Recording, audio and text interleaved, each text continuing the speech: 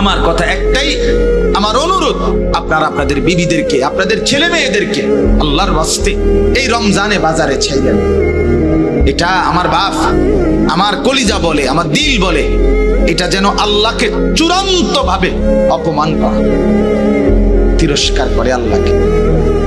যে মহিলা বাজারে যায় রমজানে, মার্কেট ঘুরতেছে লুঙ্গির জন্য, জামার জন্য, প্যান্টের জন্য, জুতার জন্য, শাড়ির জন্য, গহনার জন্য, বিশ্বাস করেন ওই মা, ওই বোন, ওই স্ত্রী আল্লাহকে তিরস্কার করে, ঠাট্টা করে।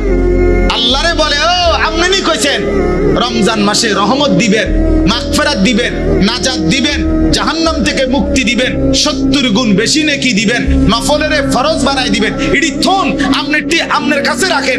আমার দরকার জুতা, আমার দরকার শাড়ি, আমার দরকার গহনা, আপনি আমার লাগবে। এই হলো নাফরমান মহিলার বক্তব্য। আমার জুতা দরকার, যাতে ফেরেশতা আমারে হাসরের মাঠে জুতা দিয়ে ফেড়ে, যাতে জুতা দিয়ে। তুই মহিলা মনে রাখিস, তোরে মালিক বললাম রব্বুল আলামিন তার ফেরেশতা দিয়ে জুতা দিয়ে ফিটবে, জুতা দিয়ে, নতুন জুতা দিয়েই ফিটবে।